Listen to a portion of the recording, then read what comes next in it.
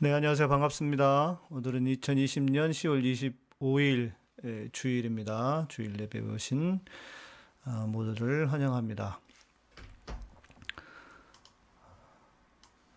앞에 제가 시작하고 찬양을 들어드리는 것은요. 네, 여러분 함께 찬양하실 수 있도록 마음으로도 찬양하시고 또 가사로도 고백하시면서 찬양하시도록 하고 있습니다. 그래서 악보는 제가 미리 저희 오픈 채팅방에 올려드리고 있습니다.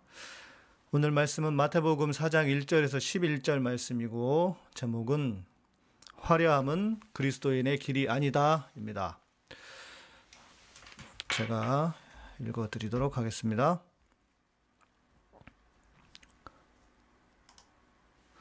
그때 예수께서 성령에게 이끌리어 마귀에게 시험을 받으러 광야로 가사 40일을 밤낮으로 금식하신 후에 줄이신지라. 시험하는 자가 예수께 나와서 이르되 내가 만일 하나님의 아들이여든 명하여 이 돌들로 떡덩이가 되게 하라. 예수께서 대답하여 이르시되 기록하였으되 사람이 떡으로만 살 것이 아니요 하나님의 입으로부터 나오는 모든 말씀으로 살 것이라 하였느니라 하시니, 이에 마귀가 예수를 거룩한 성으로 데려다가 성전 꼭대기에 세우고 이르되 내가 만일 하나님의 아들이여든 뛰어내리라. 기록되었으되 그가 너를 위하여 그의 사자들을 명하시리니 그들이 손으로 너를 받들어 발이 돌에 부딪히지 않게 하리로다 하였느니라. 예수께서 이르시되 또 기록되었으되 주 너의 하나님을 시험하지 말라 하였느니라 하시니, 마귀가 또 그를 데리고 지극히 높은 산으로 가서 천하만국과 그 영광을 보여 이르되 만일 내게 엎드려 경배하면 이 모든 것을 내게 주리라. 이에 예수께서 말씀하시되 사탄아 물러가라. 기록되었으되 주 너의 하나님을 경배하고 다만 그를 섬기라 하였느니라. 이에 마귀는 예수를 떠나고 천사들이 나와서 수종드니라. 아멘.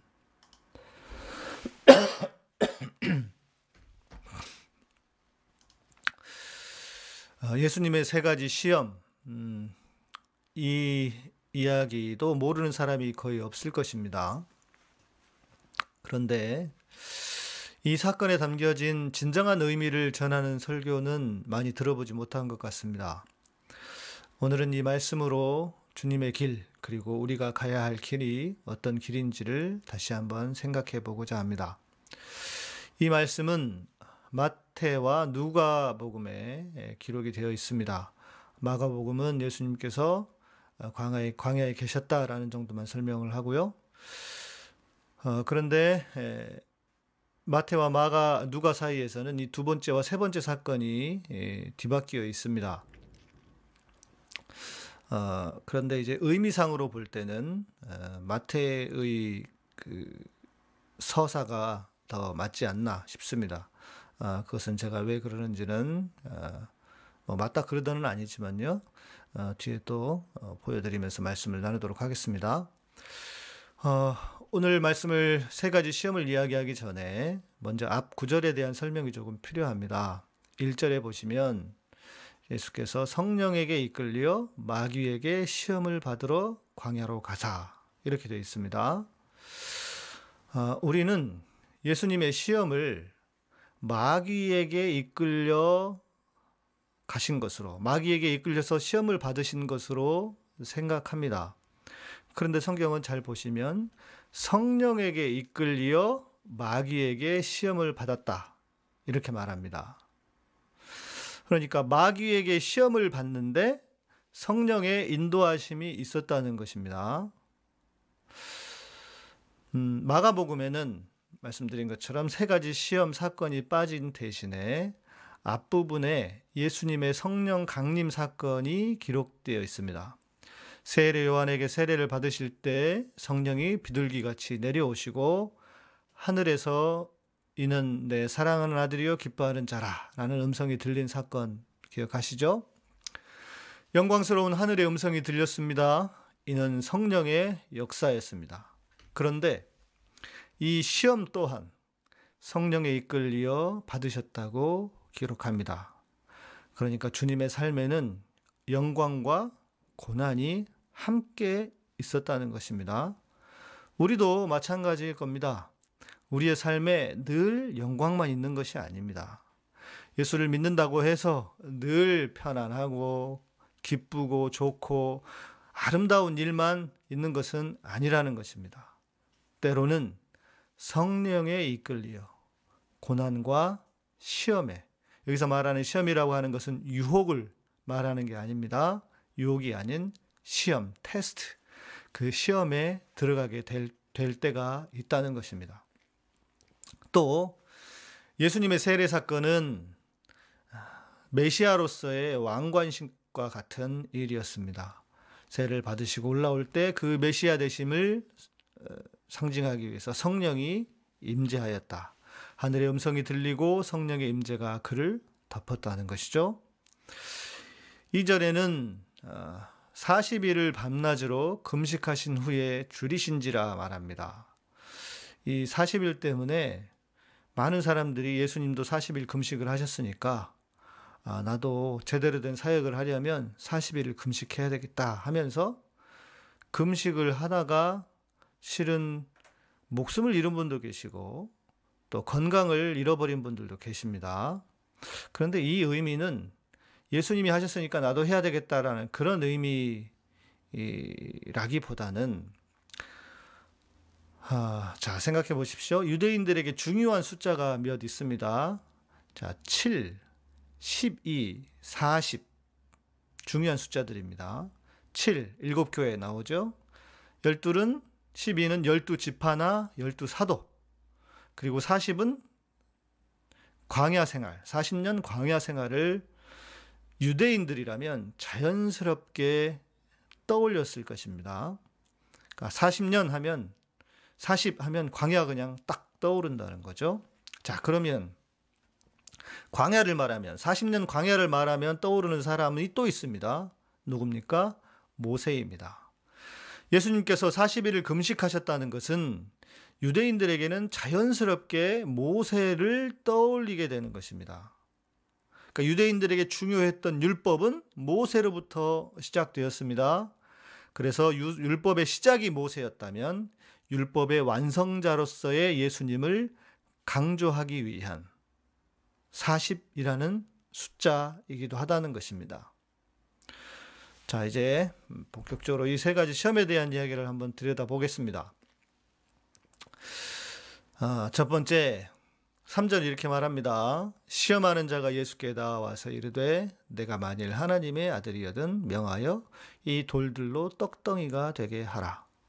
이 돌들로 떡덩이가 되게 하라. 정확히 말하면 떡이 아니라 빵이겠죠. 왜냐하면 유대인들은 빵을 먹었으니까요.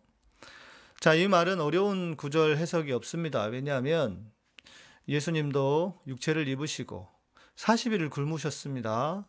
가장 필요한 건 허기를 채울 음식일 것입니다. 이런 유혹 앞에 넘어가지 않기란 쉽지 않습니다. 생각해보면 우리는 하루 이틀만 굶어도 눈이 돌아가지 않습니까? 그런데 주님은 이렇게 답하십니다.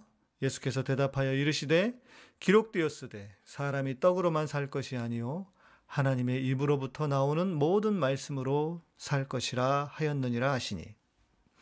자, 먼저 여기에서 주의 깊게 봐야 할 것은 떡으로만입니다. 떡으로만. 떡으로만이라는 것은 떡의 필요성을 인정하는 것입니다.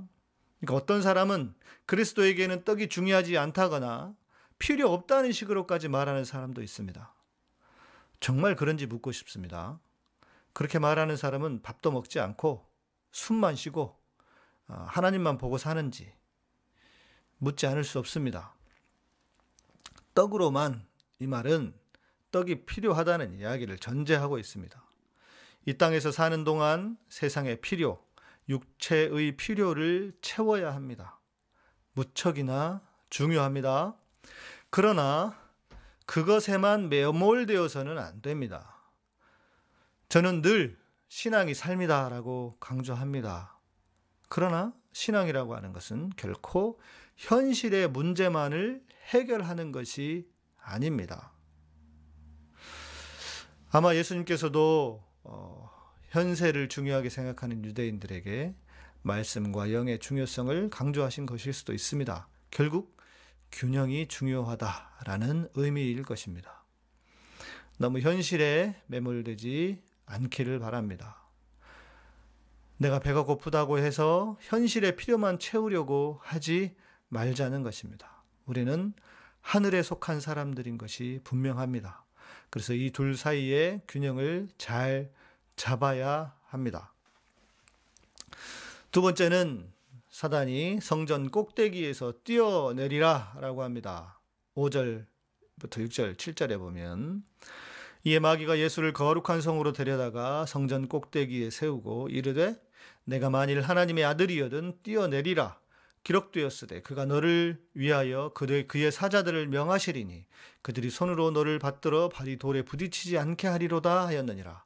예수께서 이르시되 또 기록되었으되 주 너의 하나님을 시험하지 말라 하였느니라 하시니.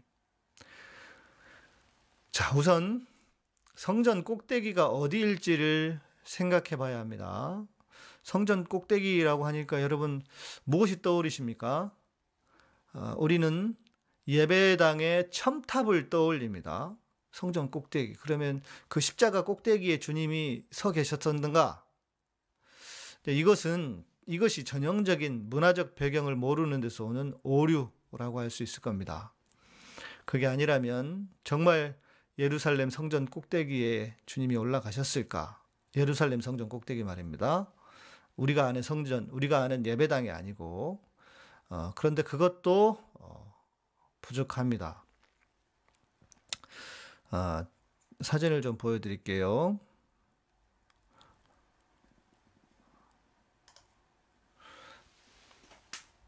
이 사진을 보시면 당시 예수님 시대에 헤롯이 지어놓았던 성전을 볼 수 있습니다. 누가 설명을 잘 해놓으신 것 같아요.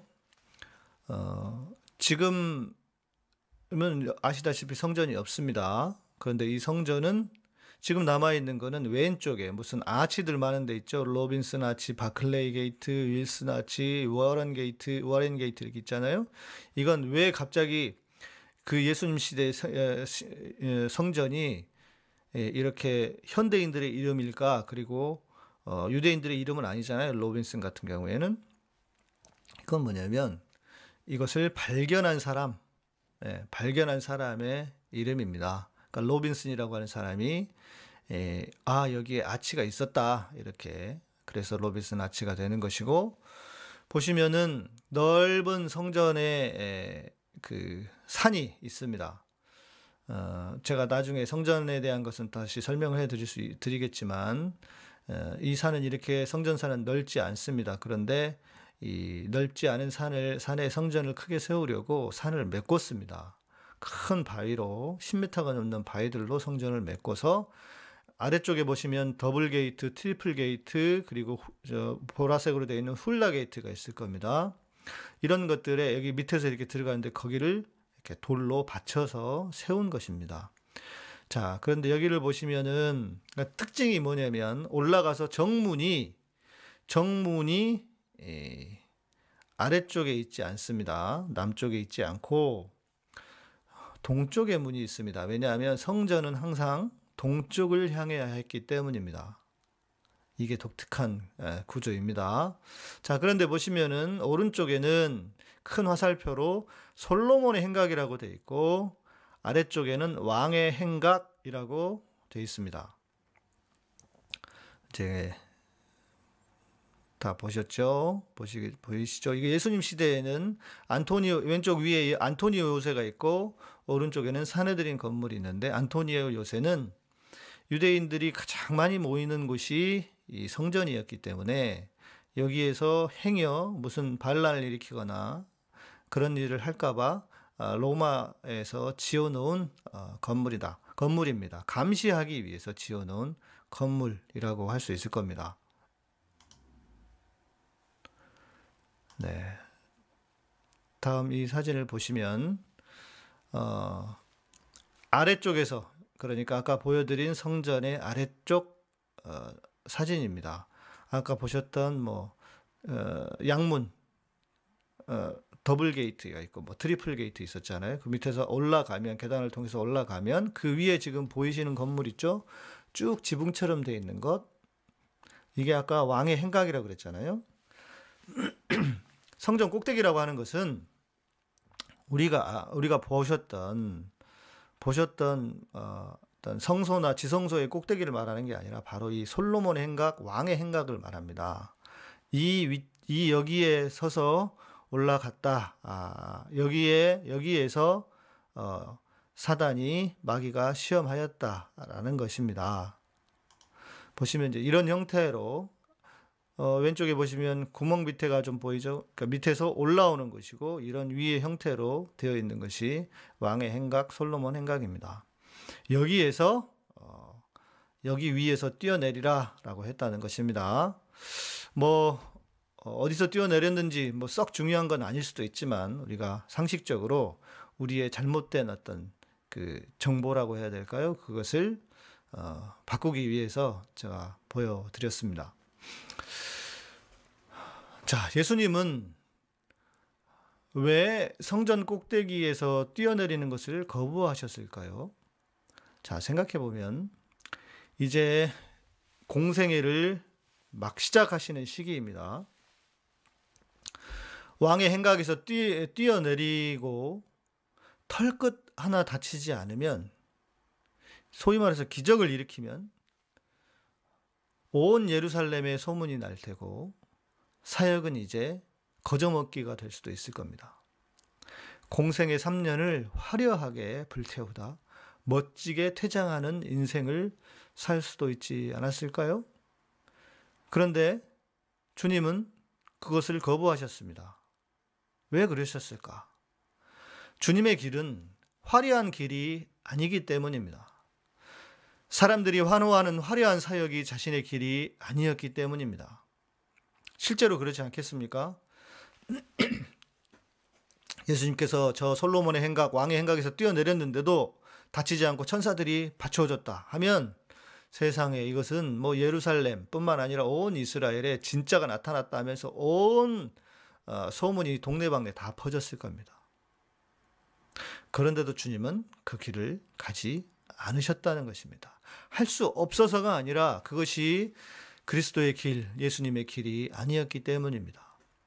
자, 그런데도 목사들 중에는 주목받지 못해 안달이고 어떻게든 화려하게 해서 사람들에게 환호를 받으려는 그런 목사들이 있습니다. 주님을 아는지 궁금하지 않을 수 없습니다.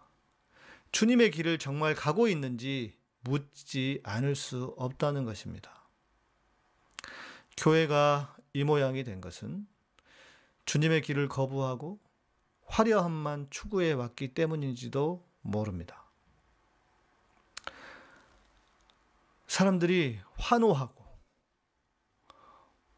예수님이 떨어졌는데 안 다치셨대 하는 그 환호 속에 주님은 있지 않았습니다. 한국교회는 돌아서야 합니다. 이제라도 회개하고 돌아서야 합니다.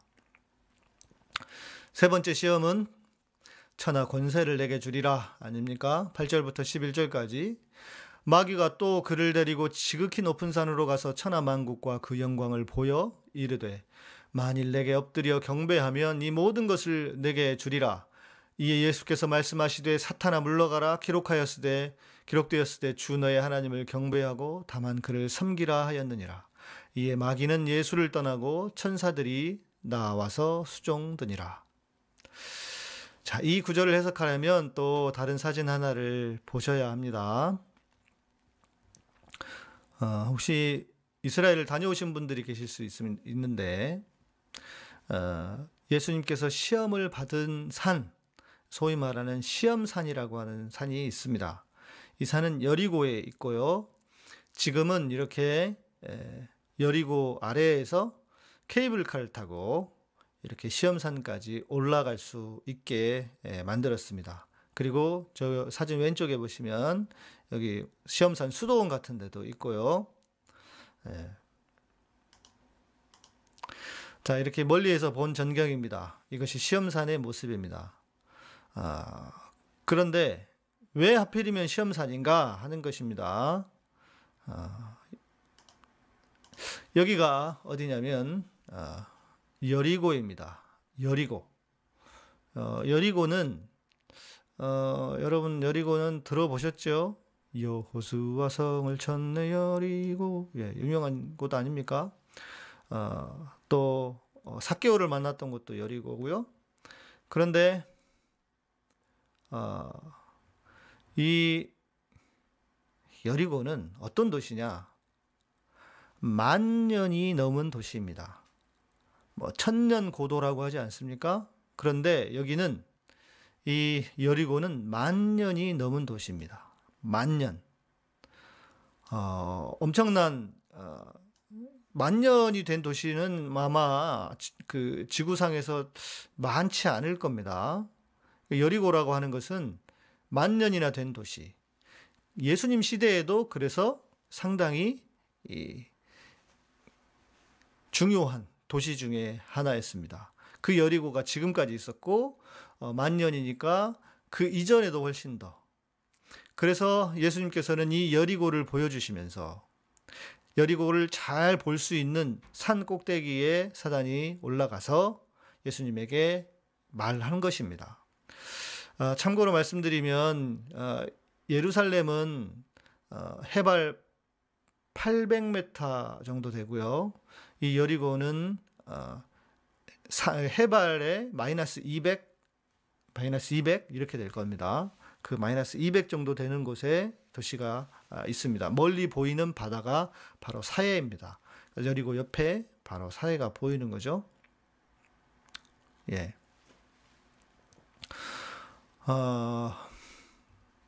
자, 이제 오늘 여러분 그림을 사진을 많이 보시죠. 그러니까 지식도 여러분 성경에 지식도 여러분들이 오늘 더 얻어 가고 계십니다. 자, 여기서 이제 우리가 본문을 보고 생각해 봐야 할 것은 마귀가 한 말입니다. 그 말의 진위입니다. 천하만국의 영광을 보여주면서 내게 절하면 내가 주겠다라고 했는데, 그러면 마귀에게 천하만국의 영광을 줄 수 있는 그 권세가 마귀에게 있는가 하는 것입니다. 자기 것이어야 줄 수 있는 것 아니겠습니까? 자, 그래서 이 말씀은 결국 세상 권세라는 것이 사단에게 속한 것인지 아니면 사단이 자기 것인 양 속이는 것인지를 생각해 봐야 합니다. 어떨까요? 아무리 그래도 그렇지 세상의 권세가 어떻게 사단에게 속했겠습니까? 분명 하나님의 손 안에 있는 것이 맞을 것입니다. 그러나 사단의 권세는, 세상의 권세는 사단의 속성을 가지고 있다라는 정도는 생각해 볼 수 있을 것입니다. 소위 말하는 세상의 권세는 분명히 사단적인 것 같습니다.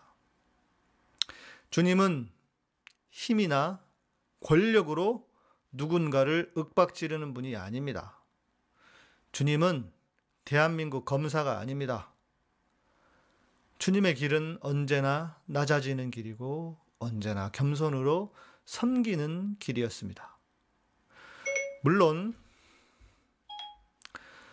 자신의 삶에서 최선을 다해 살다가 높아질 수도 있습니다. 잘 돼서 돈을 벌 수도 있고 권력자가 될 수도 있을 것입니다.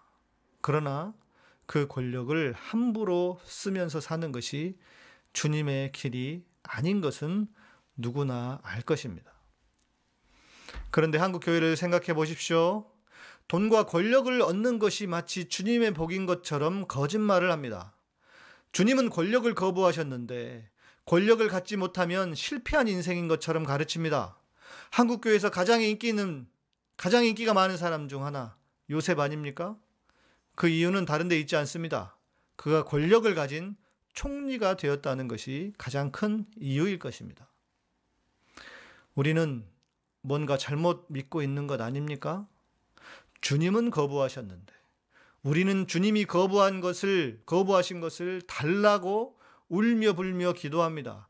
가지지 못해서 울면서 달라고 기도합니다. 때로는 윽박지르기도 합니다.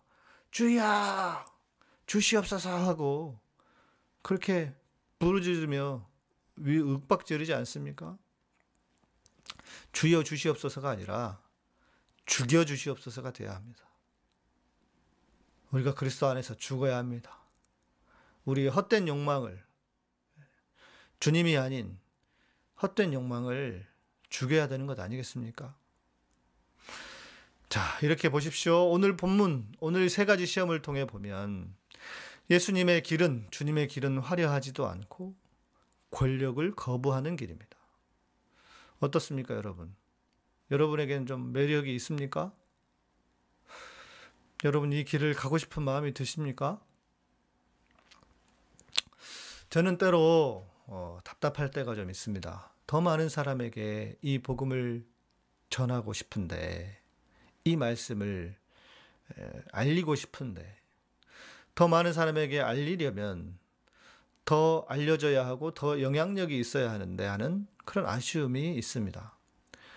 그래서 그러려면 화려함과 권력이 있다면 얼마나 쉬울까? 참 쉬울 텐데 하는 생각이 들 때가 있습니다. 그런데 문제는 주님은 그것을 탐하지 않으셨다는 것입니다. 그 길을 탐하지 않으면서도 그러나 또 그 영향력으로 사람에게 바르게 알릴 수 있는 것, 이것은 필요한 것이 아닐까, 때로는 그런 생각이 들어서 답답할 때가 있다는 것입니다. 자, 그러나 여튼 이제 말씀을 정리해 봅시다. 주님께서 우리에게 보여주신 세 가지의 시험은 주님의 길이 그렇게 화려하지도 않고 엄청난 힘과 권력을 얻는 길도 아니라는 것을 보여주고 있습니다. 동시에 우리 그리스도인의 길도 주님을 따르는 길이라면 그런 길이어야 하는 것을 보여주고 있다고 저는 생각합니다. 여러분은 어떻습니까? 이 길을 가시겠습니까? 그래도 이 길을 가고 싶은 마음이 드십니까? 우리의 삶은 끝까지 화려하지 않을 수도 있고 권력과도 먼 삶일 것입니다. 사람들이 저에게 왜 목사님 교회 이름을 카타콤으로 지었냐고 묻습니다. 여러분 카타콤이 무슨 뜻인지는 아시죠? 지하 무덤입니다. 지하 무덤. 초대교회 성도들이 신앙을 지키기 위해 무덤으로 내려갔다고 합니다. 저는 이렇게 말합니다. 저처럼 사역하면 사는 내내 빚 볼 일이 없을 것 같아서 그냥 그렇게 지었습니다. 물론 저희가 처음 얻었던 건물이 지하이기도 했었습니다. 그래서 카타콤이라고 지었다. 그 말을 들은 사람들은 웃습니다. 그러나 이것이 현실입니다. 예수를 진정으로 믿고 따르는 사람의 길은 화려함도 없고 오히려 빛을 보지 못할 수도 있습니다. 문제는 그럼에도 이 길을 계속 갈 것인가 하는 것입니다. 이 길이 얼마나 사람들에게 불편한지도 잘 알고 있습니다. 마치 십자가가 유대인에게는 거리끼는 것이고 헬라인에게는 미련한 것처럼 우리의 길은 결코 인기가 없는 길일지도 모릅니다. 그런 길을 걷다 보면 때로 지칩니다. 왜냐하면 우리가 인간이기 때문입니다.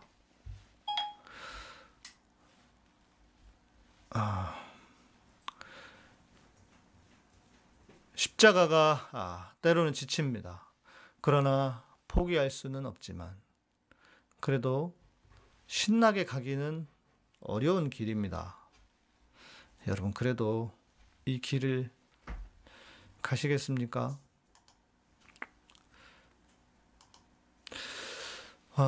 제가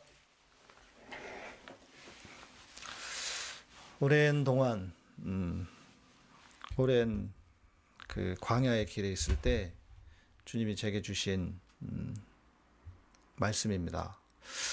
주님이 제게 주신 곡이기도 하고요. 제가 교대 전철역을 가는 전철 안에서 이 가사를 썼거든요. 네. 전에 한두 번 우리 금요 찬양 때는 불러드린 적이 있는데요. 지난주에도 불렀었나요? 찬양을 하려면 이걸 들어야지요. 제대로 들리는지 봐야 되니까. 아마 여러분은 모르는 찬양이실 테니까요. 들으시면서 함께 우리 마음으로 고백하셨으면 좋겠습니다. 주님 내게 가라 하신 길 너무 멀어 그 끝이 보이지 않네. 그러나 내게 주님 약속하셨네. 그 길의 끝에서 날 기다린다고. 주님 내게 가라 하신 길 너무 멀어 그 끝이 보이지 않네. 그러나 내게 주님 약속하셨네. 그 길의 끝에서 날 기다린다고. 주님 내게 주신 나의 길 누구도 가지 않는 주의 길 힘이 없어 넘어지고 헤매일 때도 주님을 예배하며 그 길을 따르리. 주님이 우리에게 주신 길인데도 불구하고 많은 사람들은 이 길을 잘 가려고 하지 않습니다. 예. 그렇죠? 예. 화려하지도 않고 어떤 권력을 얻을 수 있는 길도 아니기 때문입니다. 그러나 그 길의 끝에 주님이 계실 것입니다. 주님 내게 가라 하신 길 너무 멀어 그 끝이 보이지 않네. 그러나 내게 주님 약속하셨네. 그 길의 끝에서 날 기다린다고. 주님 내게 주신 나의 길 누구도 가지 않는 주의 길 힘이 없어 넘어지고 헤매일 때도 주님을 예배하며 그 길을 따르리. 주님 내게 주신 나의 길 누구도 가지 않는 주의 길 힘이 없어 넘어지고 헤매일 때도 주님을 예배하며 그 길을 따르리. 주님 내게 주신 나의 길 누구도 가지 않는 주의 길 힘이 없어 넘어지고 헤매일 때도 주님을 예배하며 그 길을 따르리. 주님을 예배하며 그 길을 따르리.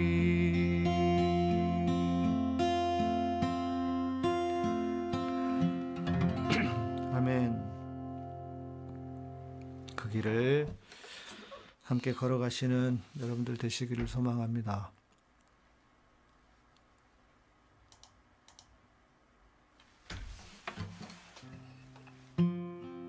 설교 전에도 들려드렸던 찬양인데요. 함께 고백합시다. 여기 보시면 가사에 내 모든 것 드려도 두렵지 않네 나오는데, 이 가사는 제가 전에도 한번 설명해 드린 적이 있는 것 같은데요. 우리 신앙의 선배들, 평양 대부흥운동이 일어났을 때 우리 선배들의 신앙을 보고 미국 선교사가 본국에 편지를 쓰면서 편지의 내용에 있었던 내용이기도 합니다. 조선의 성도들은 하나님께 모든 것을 드리고 더 드릴 것이 없어서 울었다, 이런 표현이 나오거든요. 근데 지금은 반대 같아요. 모든 것을 받았는데도 더 받을 것이 없어서 울고 있는 우리들이 아닌가 싶습니다. 주를 향한 나의 열정, 주를 향한 나의 사랑, 주여 받으소서. 내 안에 계신 주 내 모든 것 드려도 두렵지 않네. 날 위해 죽으신 주님 계시니 나의 소망은 나의 자랑은 오직 주께만 내 모든 것 드려도 두렵지 않네. 날 위해 죽으신 주님 계시니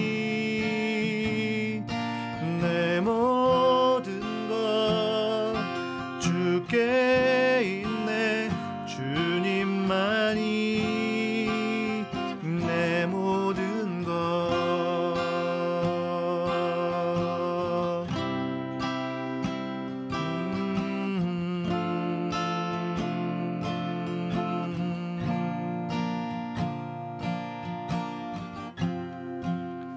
주를 향한 나의 열정, 주를 향한 나의 사랑, 주여 받으소서.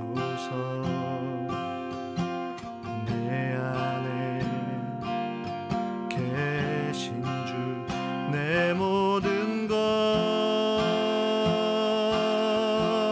드려도 두렵지 않네. 날 위해 죽으신 주님 계시니 나의 소망은 나의 자랑은 오직 주께만 내 모든 것 드려도 두렵지 않네. 날 위해 죽으신 주님 계시니 내 모든 것 주께 있네. 주님만이 내 모든 것.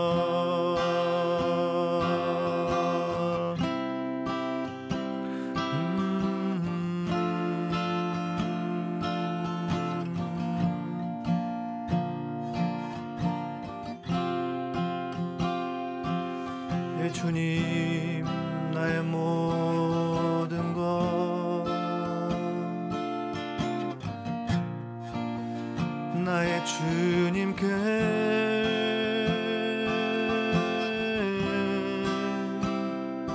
나의 모든 것 나의 주님만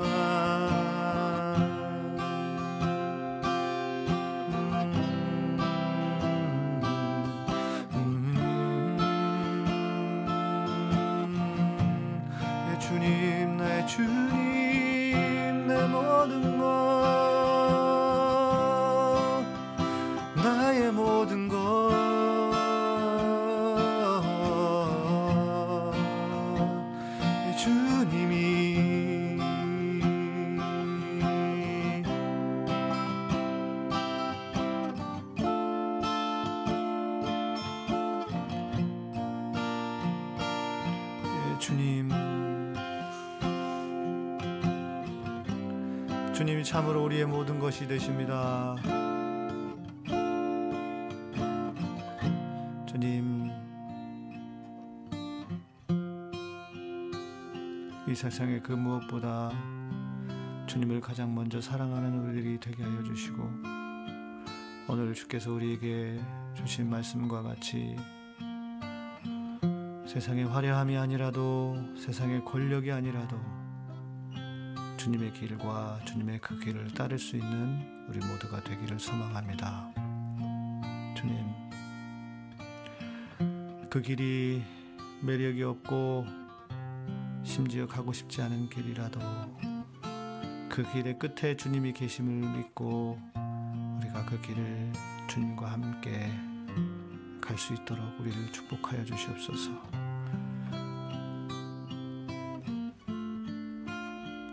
그 길에서 우리가 쓰러지고 넘어지더라도 주님, 우리가 이렇게 주님을 예배하며 주님과 함께 그 길을 걸어갈 수 있는 우리들 되도록 주님 우리를 축복하여 주시옵소서. 감사드립니다. 예수님 이름으로 기도합니다. 아멘. 이제는 우리 주 예수 그리스도의 은혜와 하나님의 놀라우신 사랑과 성령님의 우리 안에서 위로하시고 감동하시고 감화하시고 역사하심이 이제 진정한 예수의 길, 그리스도의 길을 따르기로 다짐하고 그 길을 걷는 모든 당신의 사랑하는 백성들에게 세우신 교회와 카타콤과 예배한계 사역 위에 이민족과 온 세계 위에 이제로부터 영원토록 함께 계실지어다. 아멘.